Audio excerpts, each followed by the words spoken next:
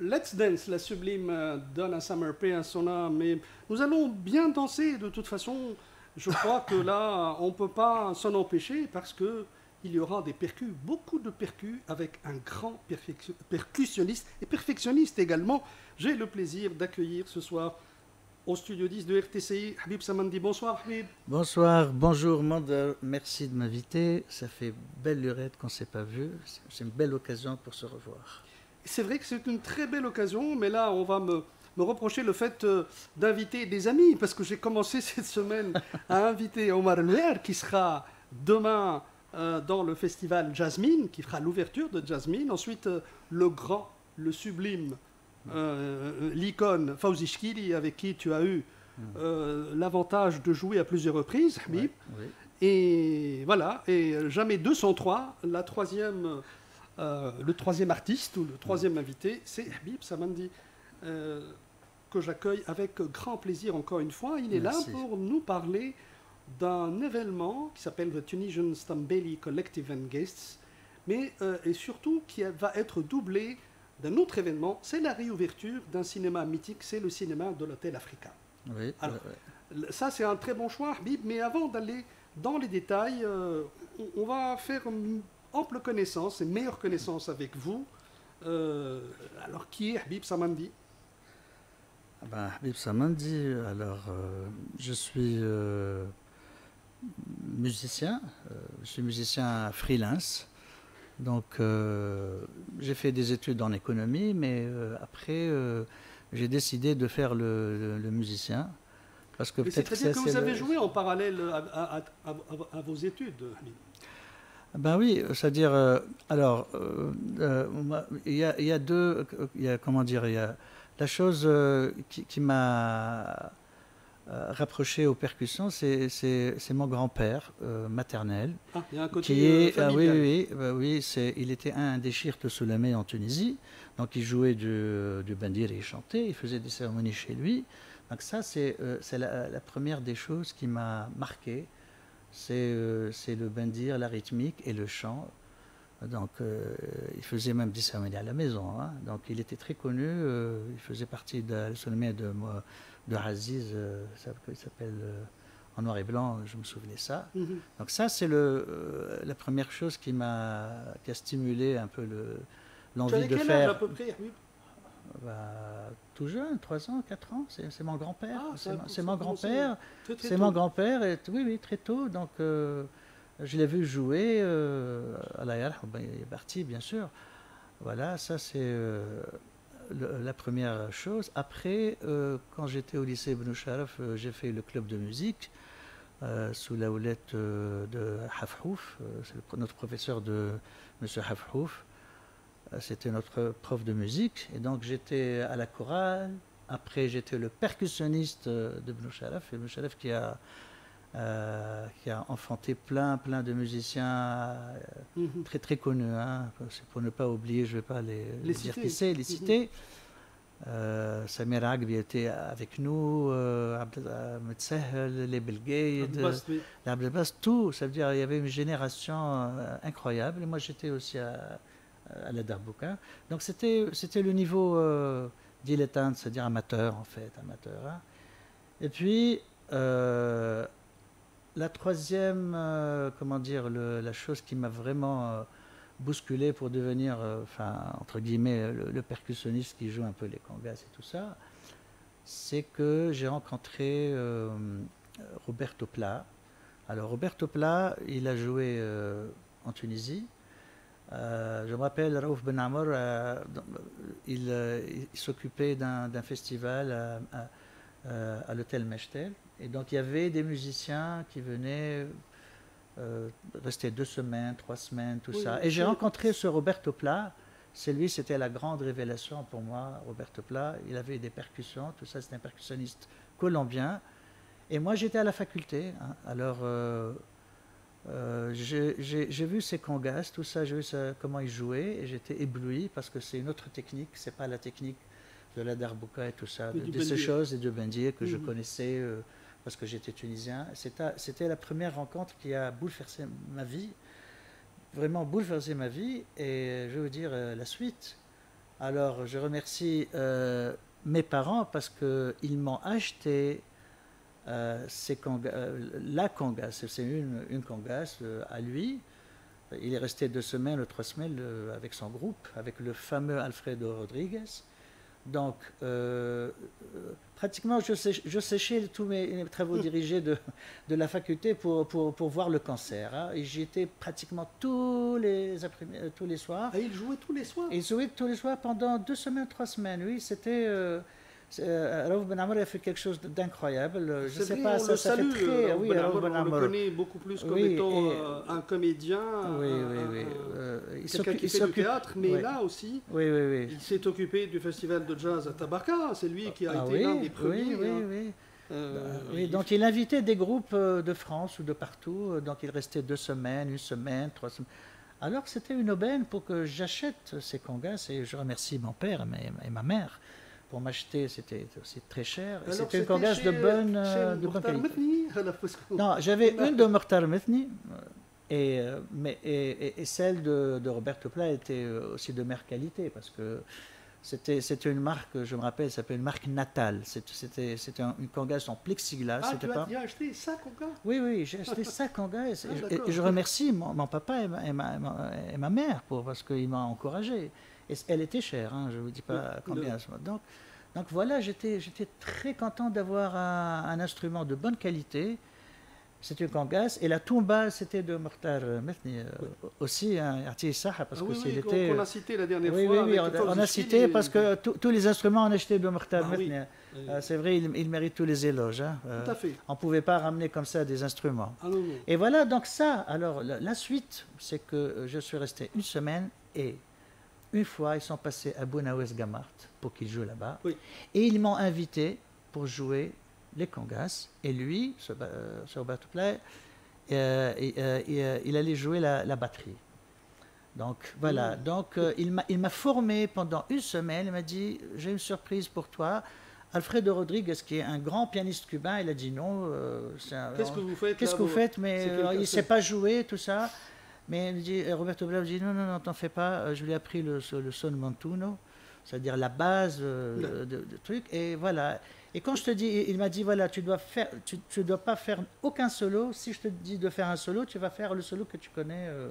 Donc parce que tu sais, je te dis les percus, le mezzoud et les percus tunisiens traditionnels ressemblent beaucoup à l'afro.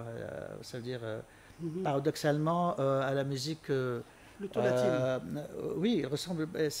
Quand on écoute comment les joueurs de mezzoud ils font leur solo, ça ressemble beaucoup au djembé foula. C'est-à-dire il y a des racines africaines immenses, très pointues. C'est ça.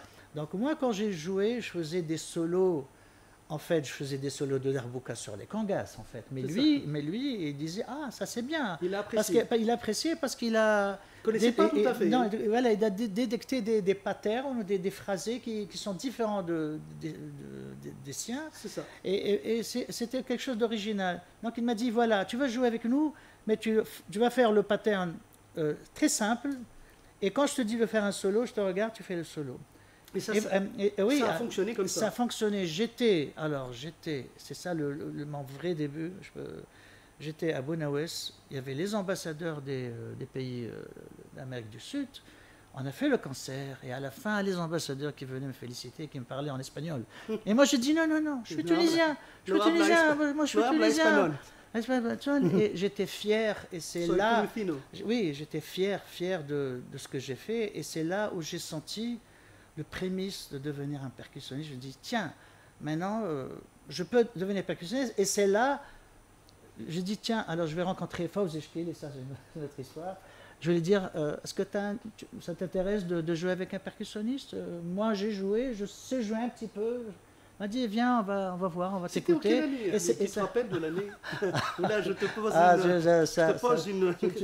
c'est comme un piège, un piège, je te jure. Les dates, ah bah oui, bon, ça doit être, à mon avis, hein, parce que moi aussi, j'ai joué à la Bounaoues Gamart. D'ailleurs, je remplaçais Fawzi Chkil au piano.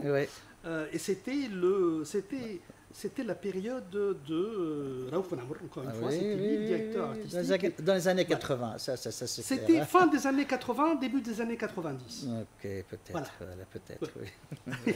D'accord. Et Non, voilà, ça je c'est vais le te grand poser des questions à oui, propos ça de c'est le date. grand déclic, hein, C'est important là, parce que de ma c'est- vie parce que là aussi la rencontre de Fawzi Pil, elle a beaucoup changé aussi Oui. ma vie artistique en fait. C'est là parce que quand j'étais en confiance, je suis arrivé à jouer avec le grand Alfredo Rodriguez, malheureusement il a disparu, hein. J'ai vu dans une émission de jazz, c'est quelqu'un de très important, un pianiste de grosse envergure à Paris. Et tous les musiciens étaient des pros. Alors moi qui jouais dans ma chambre, pratiquement, où j'étais vraiment... n'en croyais pas tes j'avais, yeux, là, oui, ni tes oreilles. oui, j'avais aucune activité. Et je me trouve jouer avec eux. Et les gens Ah, ça veut dire que m'applaudissaient. Alors tu j'ai dit, avais du tiens... talent. Ouais. ouais, Bah oui, j'espère. sinon, hein, Voilà. tu n'aurais Et, pas choisi. Hein. voilà. Et puis je suis allé voir Fawzi. Il a joué à Carthage. Je lui ai dit voilà, j'ai un bongo, j'ai des congas toutes nouvelles. Ça t'intéresse de jouer avec des percussionnistes et tout ça? Pas comme joueur de darbuka aussi, je l'ai fait. Il m'a dit oui, viens, on va faire un essai, Il est tout très ça. ouvert, lui. Hein? Il est très ouvert. Oui, il était ouvert, ouais, bien sûr. C'est aussi le deuxième grand volet de ma carrière. Avec Fawzi, on a fait plein de choses, hein. Une grosse carrière, est décédé, tout ça. Et c'est là où j'ai décidé aussi de devenir professionnel en plein temps, parce que C'est ça. j'ai fait des études en économie, mais j'ai décidé après de passer comme professionnel, en fait. Voilà. Alors moi, j'étais fait plutôt le contraire. Mm. J'étais fou de musique, mais comme je devais bien gagner ma vie, j'ai opté pour une carrière professionnelle Oui, oui. classique, Ouais. mais tout en gardant aussi cet amour pour la Mm. musique et pour Oui. les musiciens et les artistes. Oui. Et alors, et là, vous êtes parti quand même quelques années après, vous êtes parti à Vienne, en Autriche. Oui, parce que je cesse de rêver pour... C'était tu sais, devenu un assez artiste étroit au jury. en Tunisie. Oui, c'est étroit, exactement. Mm. J'ai joué avec tout le monde, hein. J'ai fait une carrière modestement en Tunisie. J'ai enregistré avec tout le monde, avec tous les grands noms, tous les grands chanteurs. Avec Aussi Fawzi. bien que ceux qui chantent en Oui. tunisien qu'en arabe. Oui, en que- tunisien. En plus, je suis devenu connu parce que je passais à la télé. Par la Oui, force c'est des vrai, choses, c'est vrai. bien que je ne voulais pas être filmé, chaque fois je disais non au caméraman. Après, j'ai dit, on m'invitait à la télévision. Je dis non, je ne veux pas. Après, par la force des choses, quand je faisais les festivals, avec soit les Chokri Bouzayen, Amina Ferh c'est-à-dire aussi, Amina non Ferh, Tossa Berber, et tous, Latif, ceux qui habitent en Égypte, là. Oui, Latif Latif Toussa Affawi, Affawi, bien oui, sûr. c'est ça. Et des Libanais aussi. Donc, je passais aussi à la télé et je suis devenu connu parce que je suis passé aussi à la télé, hein. Oui. Mais avant, je jouais avec Fawzi, tout simplement. Là, c'est dans des cercles un peu plus oui, fermés. oui, avec voilà, des- plus fermé, tout ça. Mais je suis devenu, disons, un peu que les gens me reconnaissent parce que je suis passé à la télé plusieurs fois. Et donc, j'ai enregistré aussi, j'ai fait des enregistrements énormes, hein, dans des studios. Mais ça ne m'a pas suffi, en fait. J'ai joué aussi avec Anwar Braham. Oui. Et chaque fois, ça veut dire que je voyageais. Je me sens frustré parce que je vois des musiciens. J'ai dit, tiens, pourquoi je ne suis pas avec eux? J'ai envie d'apprendre plus, bien sûr. Et j'apprends jusqu'à maintenant plus. C'est-à-dire, on ne cesse d'apprendre. Il faut toujours évoluer, Se toujours renouveler. apprendre. Toujours apprendre, ça c'est clair. Mais j'étais frustré, en fait. J'avais pas comme le cercle était fermé, la plateforme n'est pas énorme. Et donc, c'est pas pour des questions pécuniaires pour sortir, non, c'est pour m'enrichir artistiquement, en fait. C'est m'enrichir pour jouer avec d'autres personnes, et c'est ce que j'ai fait. Donc, Tu es parti, alors, je suis à parti en Vienne 99 chez Mamadi Keita, et c'est Allah yarhamou, c'est Qais Rostam, c'est un percussionniste. Il n'était pas seulement dans le théâtre, parce qu'il jouait aussi du djembé, hein, Qais Rostam. En plus, il habitait dans mon quartier et il m'a dit, il était en Belgique, il était percussionniste, donc il m'a précédé dans les percus, mais il n'était pas très présent en Tunisie, hein. Il était scénographe plutôt. C'est ça, oui. Il jouait de temps en temps, Qais, les percus. C'est lui, il m'a conseillé, il m'a dit, moi j'ai fait l'école de Mamadi Keita. Mamadi Keita, il était le plus grand djembé fola en Afrique. Il a ouvert l'école Tam Tam Mandingue et il était aussi le directeur du Ballet national du Guinée. Donc je suis parti prendre des cours chez lui à Bruxelles. Voilà, ça c'était mon premier voyage à l'étranger. Et puis, après 4 ans, 5 ans, je suis parti en Autriche pour une autre carrière internationale, en fait. Voilà. Mhm. Et alors, qu'est-ce qui s'est passé en Autriche? Quelles ont été les principales rencontres? Qu'est-ce que vous avez fait de Oh, beau? ben, Plein de choses, je j'ai pense, joué parce que avec vous êtes resté peu. oui, oui, j'ai joué avec des artistes et des musiciens autrichiens. Bon, ils ne sont pas C'est ça. connus ici, malheureusement. Mais ils sont connus là-bas. Ils sont connus là-bas. J'ai joué avec pratiquement tout le monde. Ben oui, Mhm. on me connaît là-bas. Ils t'ont adopté. Oui, oui, ils m'ont adopté, mais c'est vrai que ça veut dire que je changeais. Chaque fois, je restais pas beaucoup avec des groupes. Chaque fois, il y a aussi plusieurs nationalités. C'est vrai que l'Autriche, c'est pas Paris. Hein. Il faut qu'on soit clair. C'est pas l'Espagne, Mhm. c'est pas l'Angleterre. Mhm. C'est pas un pays où on fait beaucoup de la world music. Hein, C'est mais ça. il y a beaucoup de musique classique, d'opéra et aussi du jazz. Oui. Mais moi, j'ai côtoyé c'est-à-dire les étrangers là-bas. Chacun a ramené sa culture. Donc j'ai joué avec des Turcs, des Iraniens, des Gypsies du Balkan, musique électronique, jazz, tout. C'est-à-dire j'ai fait plein de styles hein, en fait là-bas. Et tu Voilà. n'es pas resté cantonné dans un style particulier, Non, non, non, jouer uniquement par exemple le jazz, ou jouer uniquement non, du rock, ou jouer uniquement non, de la non, soul. C'est ça ce qui est non. extraordinaire, hein, Non, avec moi cet je me sens, instrument. oui, oui, je euh, me sens, comment dire, en anglais, at home avec tous les oui, styles. Avant j'ai commencé par la musique arabe, tunisienne, orientale. Après, je suis passé au jazz. Ça veut dire après, grâce à la radio, dans les années 80, on écoutait le rock, le oui, pop, tout ça, tout ça. Donc maintenant, si tu me poses la question, Habib, quelle est ta musique préférée, j'en ai tu n'en pas as une. pas. J'en ai pas parce que Tu en as plusieurs. j'en ai plusieurs parce que j'ai côtoyé ces musiques, j'ai joué aussi, voilà. Mm. Donc j'ai plus de préférence en fait. Voilà. En plus, je suis percussionniste, donc je me dois avoir une culture rythmique pour pouvoir jouer ce genre de musique. Hein. Voilà. Et c'est ce qui nous amène à parler de Stambeli. Ouais. Hein? Oui, Le Stambeli qui existe également au Maroc, hein, c'est les Gnawa. bien sûr. Ouais.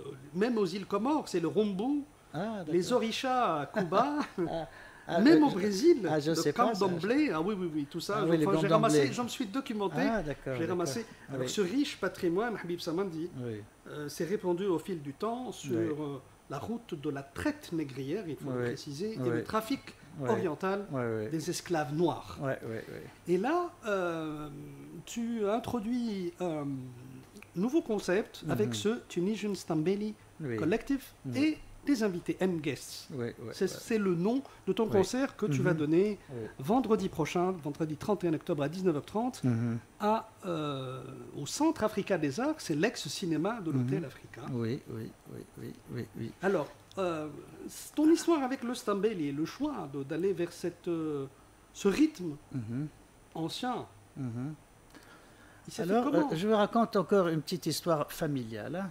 Mhm. Alors, ma mère me prenait chez sa grand-mère, qui habitait à côté du musée Wahb Bjedid. Et, et la grand-mère à ma mère, elle faisait quelques cérémonies de Stambeli. Et je me rappelle très bien, j'étais tout petit, je passais devant la maison et elle ne me laisse pas entrer. Elle me dit non, parce que tu vas avoir peur. Parce qu'il y a des femmes en transe, il y a le boussadia, tout ça. Et donc j'entendais juste le Stambeli hein, quand j'étais tout petit. Hein, bon, ça c'est comment dire, c'est un petit prémisse, mais Oui. c'est pas ça. Je dis pas ce cas, c'est lui qui m'a ramené vers le Stambeli, non, mais ça peut être aussi, pourquoi Oui, c'est pas, ça. parce que j'écoutais ça depuis mon jeune âge. Non, alors le Stambeli, j'ai fait ce groupe-là, pas seul, je ne peux pas le faire tout seul de toute façon, je l'ai fait avec Yenna Salah Ouagli. Alors Yenna Salah Ouagli, c'est le ma'alem du Stambeli que je connais depuis très très longtemps. On se connaît depuis très longtemps parce que je l'ai pris avec moi à Essaouira parce qu'il a représenté la Tunisie à Essaouira. Oui. Essaouira, à Mogador, c'est le fief, disons, du Stambeli au Maroc. Hein. C'est ça. C'est 3 jours d'un festival magnifique, Ah, hyper connu d'ailleurs. hyper connu des Gnawa, ce qu'on appelle. Des Gnawa. Parce que vous savez que les musiciens ne savent pas qu'on a un Stambeli. Ils ne savent pas qu'on a un genre de gnawa, parce que le stambeli ou le diwan en Algérie ou le gnawa, ils se ressemblent beaucoup, hein, d'accord. Oui. Mais ils ne savent pas qu'en Tunisie, on a du stambeli. Ils savent que le gnawa. Pourquoi? Parce qu'ils ont su médiatiser ce festival-là. Oui. En plus, ils ont une descendance. Il y a plein de maîtres, plein de ma'alem, et avec une grande descendance. Mais pas comme en Tunisie, malheureusement, on n'a aucune descendance. C'est-à-dire ce patrimoine-là... Il est en train de oui, il va disparaître. Hein. Il va disparaître. C'est une expression musicale, culturelle profonde et qui va disparaître. Et qui, malheureusement, parce que le ministère de la Culture ne s'occupe pas de ça. Par exemple, Salah, il devrait enseigner ce truc.